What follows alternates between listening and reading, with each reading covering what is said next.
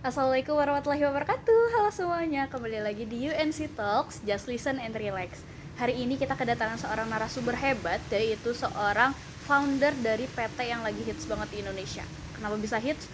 Karena mereka berhasil ngejual jajanan warga plus 62 sampai ke luar negeri, yaitu jajanan basreng. Biasanya kan jajanan basreng itu cuma dijual di SMA ya, di kantin-kantin, tapi ini bisa sampai ke luar negeri. Gimana ceritanya?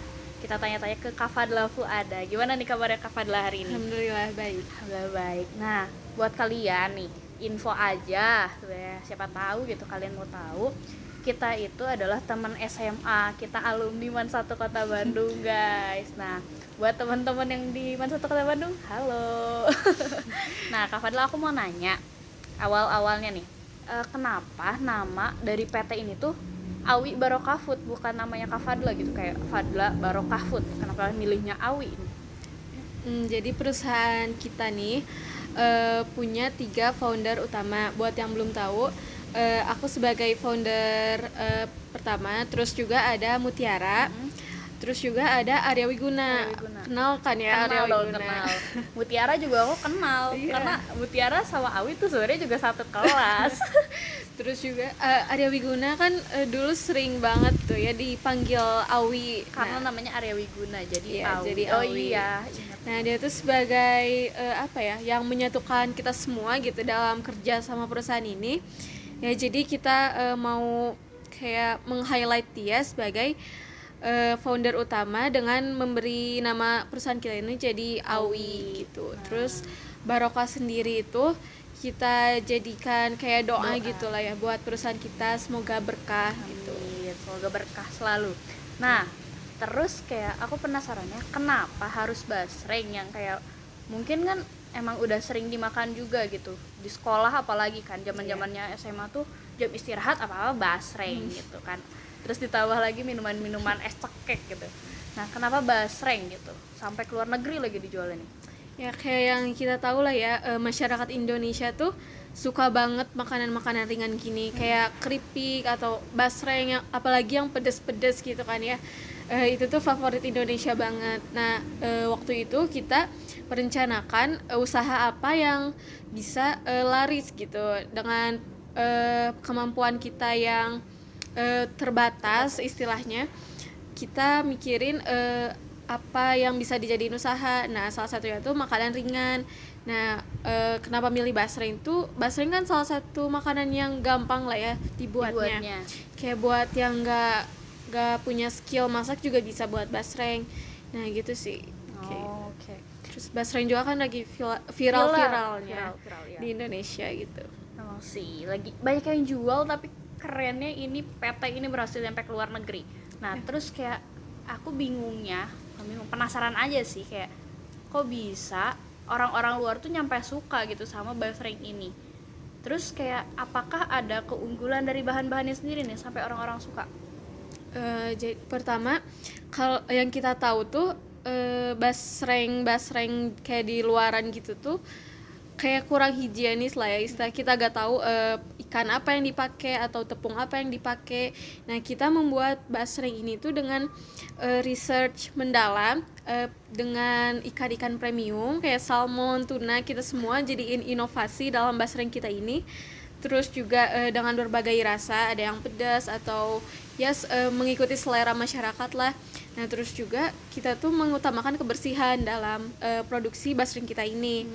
Terus kita juga menginovasikan kemasan gimana supaya menarik perhatian masyarakat gitu, tapi juga tetap aman buat produk itu sendiri. Nah, untuk keluar negeri itu sendiri, kita kan baru masarin ke Malaysia, negara tetangga kita.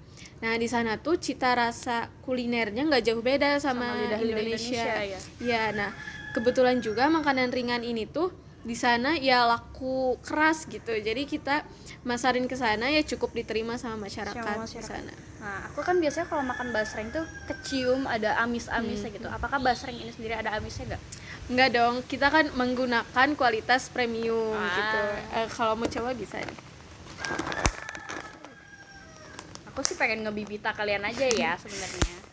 Ini basreng salmon. Basreng salmon ya guys. Ini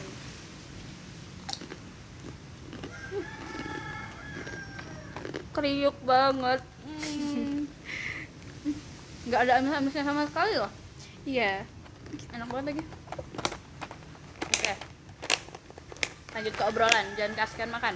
Nanti makan-makannya di belakang aja. Nah, terus untuk memproduksi apa ya, makanan sebanyak ini pasti kan membutuhkan entah itu mesin atau tenaga kerjanya ya, sumber daya manusianya lah ya. Nah, untuk sumber daya manusianya sendiri yang dipekerjakan di PT-nya Kak Fadla ini, yang seperti apa sih, ngambilnya dari mana aja? Jadi waktu kita mendirikan perusahaan ini, kayak dulu kan kita bekerja sama. Nah, tapi si modal ini tuh tetap terbatas lah ya istilahnya. Nah, kita mikir gimana supaya perusahaan ini tetap jalan tapi dengan modal yang seadanya. Nah, kan karena waktu itu kekurangan tenaga kerja, kita merekrut orang-orang terdekat kita, kayak tetangga atau misalnya ya kenalan-kenalan yang butuh pekerjaan, kita tawarin pekerjaan, terus kita adakan pelatihan gitu ya kepada mereka, biar ya mereka tahu gimana sih cara membuat basreng yang berkualitas, terus gimana cara menjalankan perusahaan juga gitu. Nah, dari orang-orang terdekat dulu sih. Berarti PT Awi Barokah Food ini tuh berhasil membuka lowongan pekerjaan untuk orang banyak, untuk orang-orang sekitar nih. Bisa jadi inspirasi buat kalian semua. Nah, terus kayak apa ya? Selain itu ada gak yang membuat PT ini tuh faktor internalnya yang ngebuat PT ini tuh jadi apa ya, sukses banget lah gitu, ada gak? Perusahaan kita nih punya prinsip mengutamakan keloyalitasan, terus juga amanah yang pasti, terus juga jujur, dan kita juga founder utama sendiri tuh kayak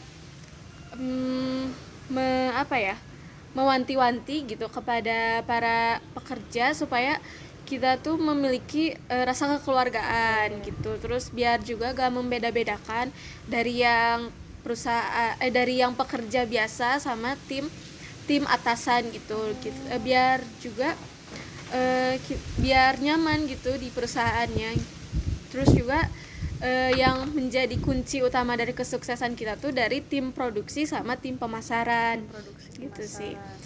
Tim produksi kita ini banyak melakukan inovasi buat produk basreng kita. Gimana caranya supaya gak itu aja gitu rasanya tuh, kayak ngembangin ada berbagai rasa, pedas atau keju dan sebagainya. Itu tuh semua ide-ide dari tim produksi. Ya, mereka juga yang melakukan pengembangan buat ikannya gimana, terus tepungnya gimana. Nah, terus juga dari tim pemasaran tuh mereka gencar melakukan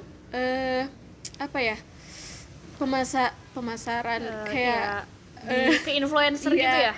Iya, mereka tuh kayak nge-endorse influencer atau kayak ke toko-toko kecil tuh basreng kita suka disalurin ke sana gitu. Emang strateginya tim produksi berhasil sih guys, karena aku juga tahu produk ini sendiri tuh pas ngeliat salah satu influencer nge-endorse basreng ini. Dan ya siapa yang gak bukan ketagihan apa ya, mungkin kayak pengen makan basreng ini. Akhirnya aku coba, dan pas aku cari tahu ternyata yang jual basreng ini sendiri itu adalah teman SMA sendiri. Apa nggak kaget gitu. Nah, aku juga mungkin bisa disimpulin kalau kesuksesan dari PT Awi Barokah Food ini tuh nggak cuma dari makanannya yang enak ya, tapi dari sumber daya manusianya yang hebat-hebat ternyata guys. Gak abal-abal nih sumber daya manusianya. Nah, Kak Fadla ada gak saran buat teman-teman yang lain mungkin yang mau memulai usaha nih, kayak gimana? Mungkin buat di luar sana yang mau memulai usaha tapi terkendala mulai dari modal atau sumber tenaganya kurang gitu, kayak ya mungkin kalian bisa ajak teman-teman sekitar kalian buat memulai usaha bareng gitu kan. Lumayan juga ya, kita nyatuin modal terus jadi perusahaan gitu kan, itu lumayan sih kayak gitu. Nah, rencana kedepannya dari PT Awi Barokah Food ini apa nih? Karena kita udah mulai produksi ke Malaysia, kita juga pengen supaya bisa lanjut lah kayak ke Eropa atau Aduh, keren Amerika banget, gitu ya, keren doain banget. aja semoga bisa. Amin. Nah, aku sempat penasaran nih, dari tadi tuh nahan-nahan buat nanya ini. Apakah waktu mau memulai usaha kalian tuh buta banget sama yang namanya usaha, mungkin kayak aduh awal mulanya harus seperti apa, itu gimana? Sedikit cerita dulu. Jadi waktu itu tuh aku Mutiara sama Awi ini ketemunya di Malaysia. Kebetulan Awi itu kan emang orang Malaysia ya awalnya. Nah terus kita ketemu dia lagi gitu waktu kuliah. Terus waktu itu tuh kita kayak lagi cerita-cerita gitu lah ya, kayak nostalgia. Dan si Awi ini kepikiran lah pengen buat usaha gitu. Ya kayak kita kan awalnya mikir kayak usaha apa nih. Iya, aku Dengan baru-baru lulus iya, juga ya. kan terus modal juga cuman segitu-gitunya. Segitu aja. Terus juga ya karena tapi Awi ini kekeh banget pengen kerja sama lah ya. Dipikir-pikir juga kita nggak buta-buta banget tentang perusahaan-perusahaan gini, karena dulu kan pernah sekelompok juga waktu PKWU. Nah kebetulan juga bahasannya tuh bahasan tentang perusahaan gini. Iya, nah terus jadi ya udahlah kita realisasikan aja dari rencana waktu SMA kita gitu. Dan jadilah perusahaan Awi Barokah ini. Berarti pelajaran di SMA itu sangat berpengaruh, guys. Mungkin kita waktu SMA mikirnya pelajaran PKWU nggak begitu penting ya. Ada beberapa mata pelajaran yang menurut kita kayaknya ini nggak akan berguna nih buat kehidupan kita ke depannya. Ternyata tanpa disangka-sangka PKWU jadi jalan untuk mereka membuka usaha, guys. Nah, tadi sempat nyinggung tentang Awi Aryawiguna. Emang dia nggak bisa datang hari ini, sibuk banget nih orangnya. Nah, kita ada video motivasi dari Kak Arya Wiguna. Kalian bisa tonton sekarang. Halo Gen Z, saya Arya Wiguna selaku owner dari PT Awi Barokah Food, punya motivasi buat kalian nih. Jadi usia muda itu bukan artinya kita nggak bisa punya usaha nih. Kalian juga bisa kok punya usaha. Kalian juga bisa sukses di usia muda. Terus jangan jadikan kekurangan dana itu sebagai penghambat kesuksesan suatu bisnis, karena suksesnya suatu bisnis itu berasal dari mental dan kreativitas kita sendiri. Tetap semangat, jangan berhenti bermimpi. Saya tunggu kesuksesan kalian. Nah, oke. Setelah nonton video motivasi dari seorang Arya Wiguna yang dulunya introvert banget di SMA, tapi ternyata sekarang bisa jadi seorang founder utama, mungkin dicukupin sekian dulu kali ya buat pembahasan kita hari ini. Kalau misalnya kalian penasaran mungkin tentang usaha-usaha, kalian bisa nanya-nanya nih ke Kak Fadla. Ya. Oke, aku Nakia dan juga Kak Fadla mencukupkan sekian pembicaraan kita hari ini. Sampai jumpa di podcast-podcast berikutnya. Semoga semoga pembicaraan kita hari ini sangat-sangat bermanfaat buat kalian. Tetap semangat kalian semua. Wassalamualaikum warahmatullahi wabarakatuh. Bye bye.